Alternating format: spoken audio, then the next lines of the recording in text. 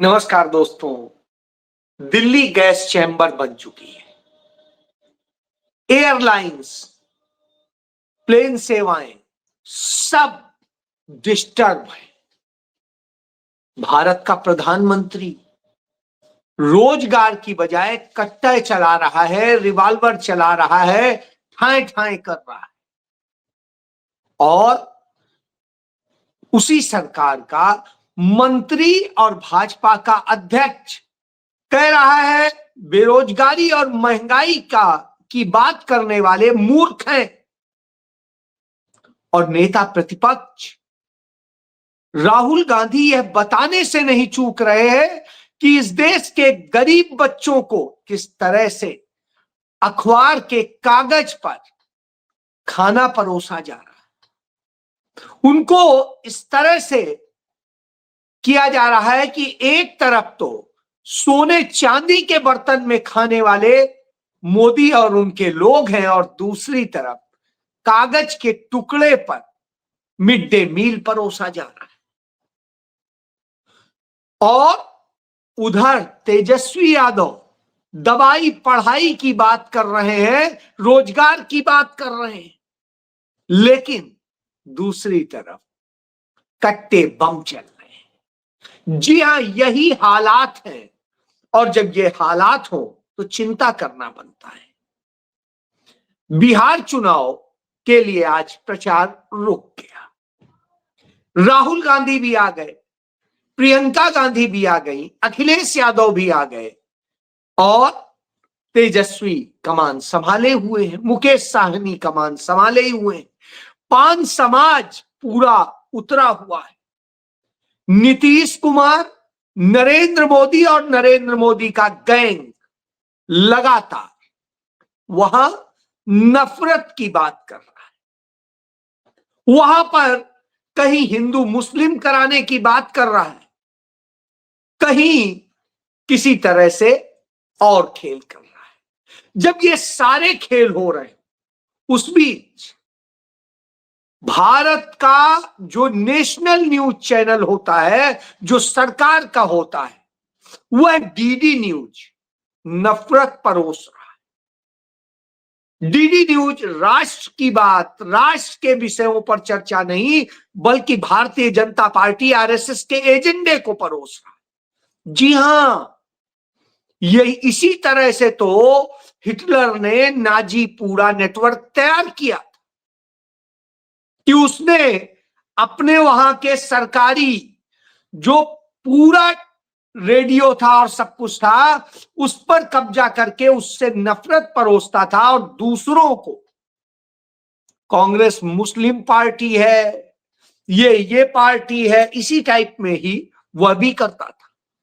और वही आज नरेंद्र मोदी कर रहे हैं। तब हमें आता है कि नोटबंदी की जो बरसी थी, उस बरसी पर नरेंद्र मोदी उसे जस्टिफाई नहीं कर सके कि हमने नोटबंदी करके क्या उपलब्धि हासिल करी। उसका उत्सव नहीं मना सके। जो जीएसटी उन्होंने लगाया, उस जीएसटी का चंद छूट दे करके खुद को जीएसटी उत्सव, महा उत्सव मनाने की बात करने वाले नरेंद्र मोदी यह नहीं बता पा रहे हैं कि जिस दिल्ली में कहते थे कि सरकार आ जाएगी, दिल्ली में उनकी नगर निगम उनका हो जाएगा, एमपी उनका हो जाएगा, विधायक उनका हो जाएगा, तब वहां पर सब अच्छा हो जाएगा। आज स्थिति यह है कि उसी सरकार के आंकड़े जो छिपाए हुए हैं, उसके बावजूद वो बता रहे हैं कि दिल्ली गैस चैम्बर बन चुकी है। और दिल्ली ऐसा गैस चैम्बर बन चुकी है कि जिसे आज कैसे समाधान होगा, यह चिंता का विषय, क्योंकि उसके नेता उस पर तो बात ही नहीं कर रहे हैं।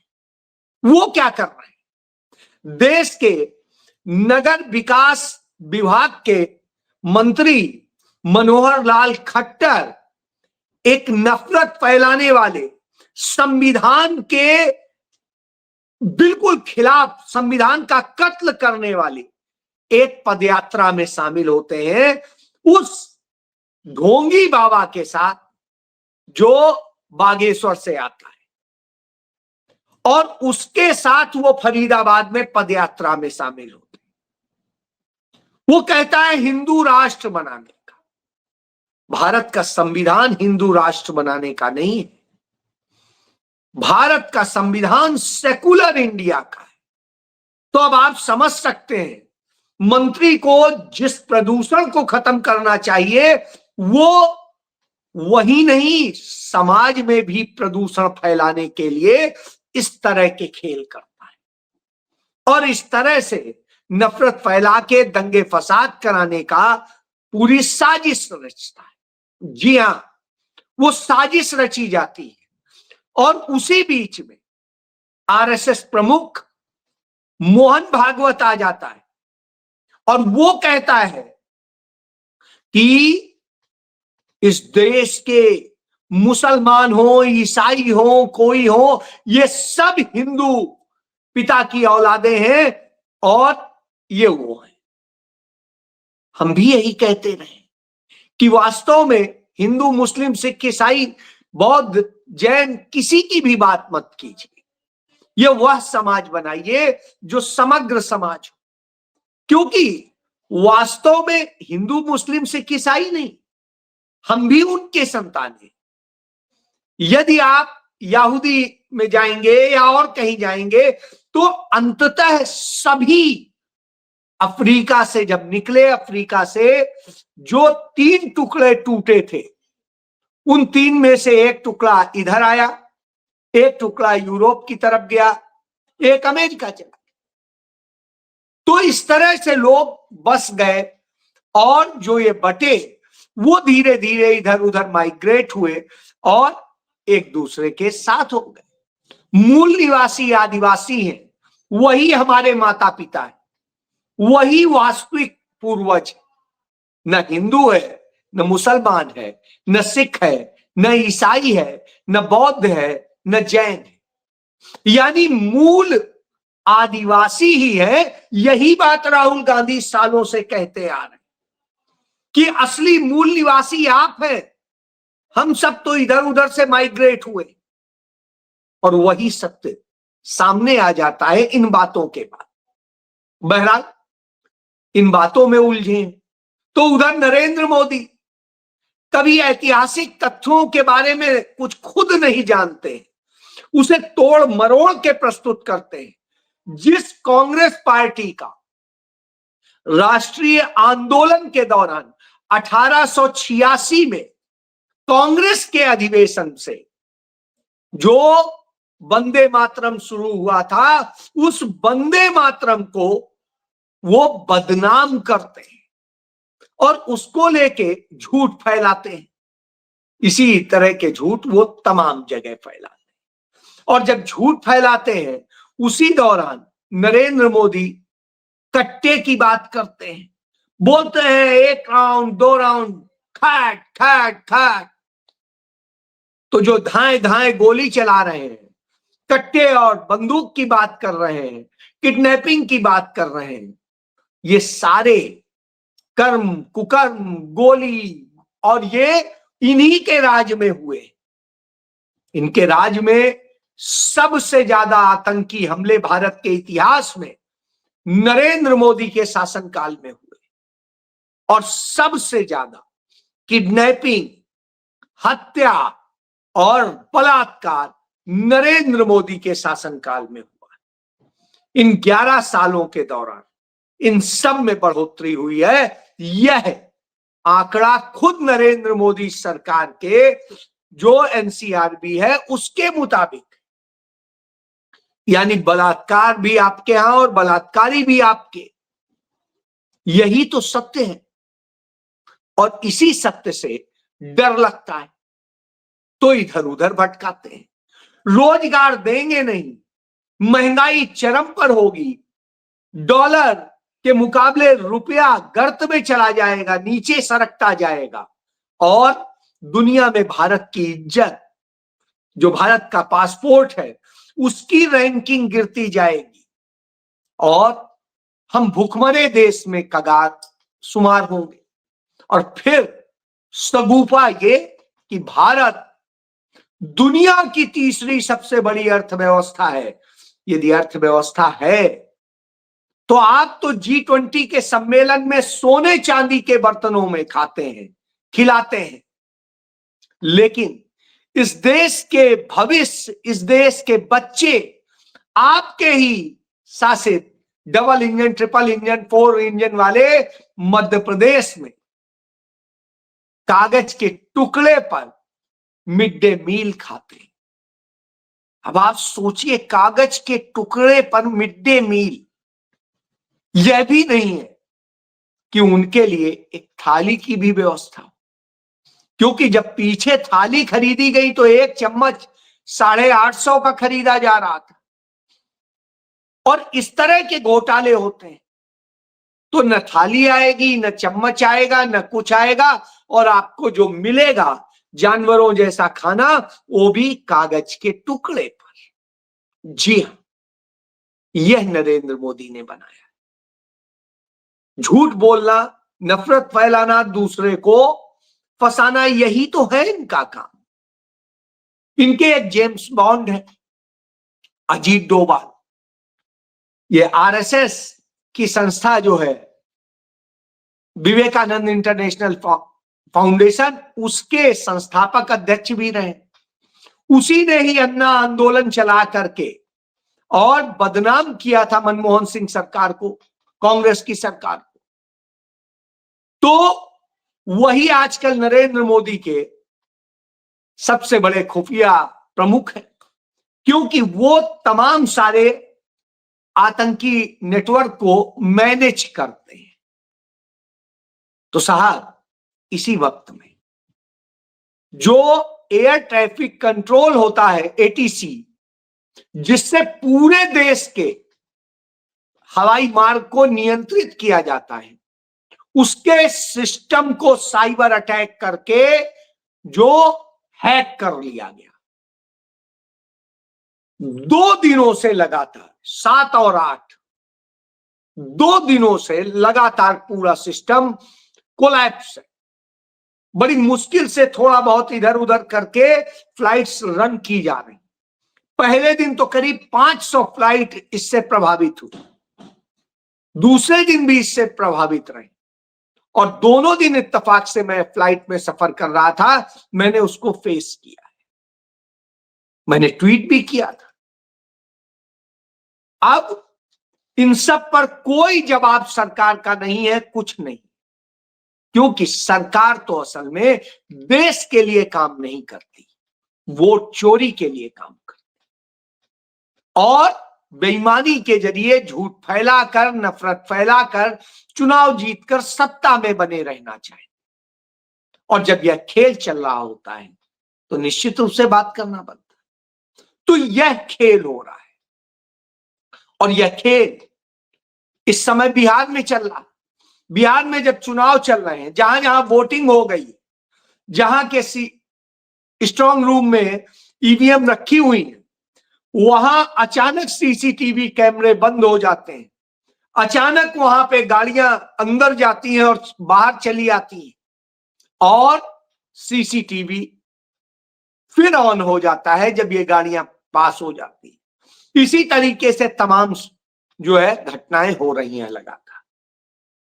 तो चुनाव लूटने का काम चल रहा है, क्योंकि सामान्य परिस्थिति में जीतते नजर नहीं आते, तो ये आएगा तभी कट्टे बम चला रहे हैं, तभी कुछ कर रहे हैं।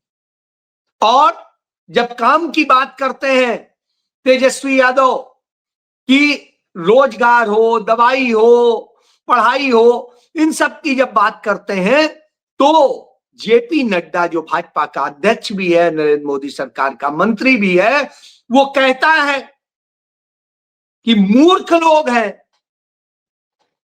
जो बेरोजगारी की बात करते हैं, महंगाई की बात करते हैं।